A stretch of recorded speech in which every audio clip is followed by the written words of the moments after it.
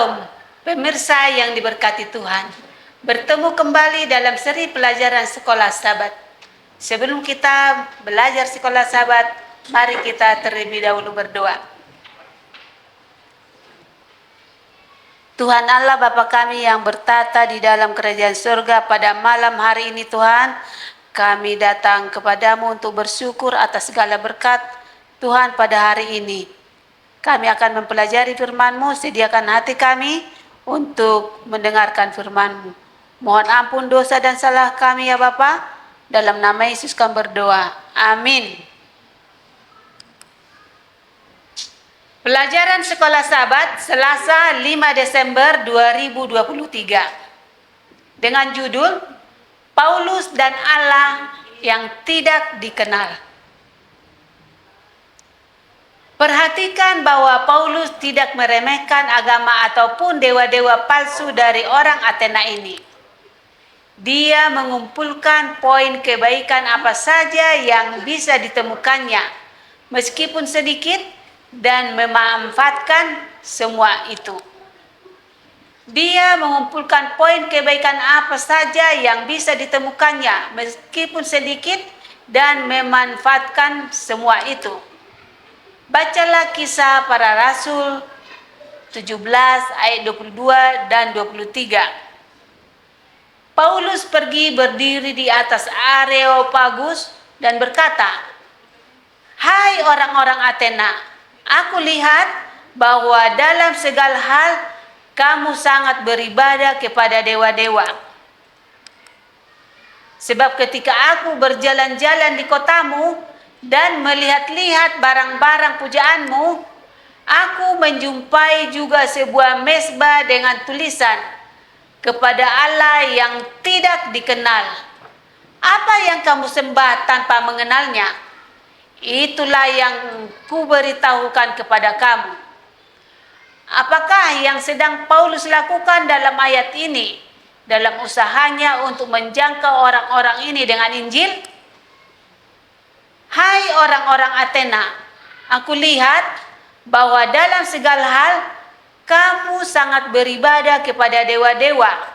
Kisah Para Rasul 17 ayat 22. Paulus sedang memuji orang-orang kafir ini. Agama mereka menyimpang dalam segala hal. Namun Paulus memuji ketaatan mereka kepada agama mereka, karena ketaatan kepada kerohanian yang walaupun menyimpang masih lebih layak untuk dipuji daripada yang tidak memedulikan masalah kerohanian sama sekali. Paulus melanjutkan, "Sebab ketika aku berjalan-jalan di kotamu dan melihat-lihat barang-barang pujaanmu." Kisah Para Rasul 17 ayat 23. Dengan menggambarkan apa yang dipelajarinya dari agama orang Athena ini, Paulus menunjukkan sebuah sikap hormat kepada orang-orang tersebut. Dia tidak sedang terburu-buru sebagai seorang yang mengaku sebagai seorang ahli dengan semua jawaban tentang bagaimana orang-orang harus berubah.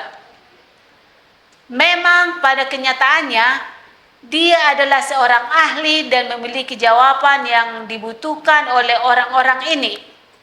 Tetapi dia tidak menampilkan dirinya dalam cara tersebut, atau kalau tidak dia akan segera ditolak.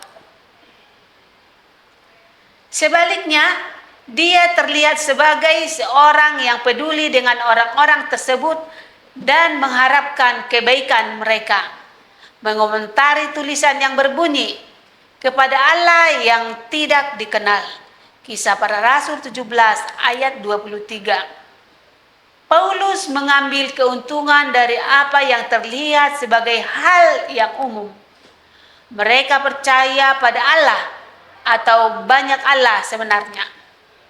Di saat hal ini merupakan sebuah awal yang sangat bagus, atau banyak dari antara orang-orang pada waktu itu tidak percaya, dan hal ini bisa membuka jalan untuk masuk pada percakapan yang lebih dalam.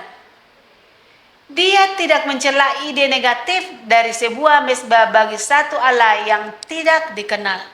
Sebaliknya, dia menghargai dan mengagumi satu bangsa yang cukup peduli dengan hal-hal yang bersifat rohani, sehingga agar tidak kehilangan apapun, mereka bersusah payah dan mengeluarkan biaya bagi penyembahan terhadap sesuatu hal yang mereka tidak ketahui. Apakah mereka tersesat? Tentu saja, tetapi hal itu bisa ditangani. Hal yang penting bagi bagian permulaan ini adalah bahwa mereka bersungguh-sungguh dalam apa yang mereka benar-benar mengerti. Paulus mendapati bahwa inilah bagian di saat Roh Kudus bisa bekerja. Paulus telah menemukan satu pokok pembicaraan yang akan membangkitkan minat mereka.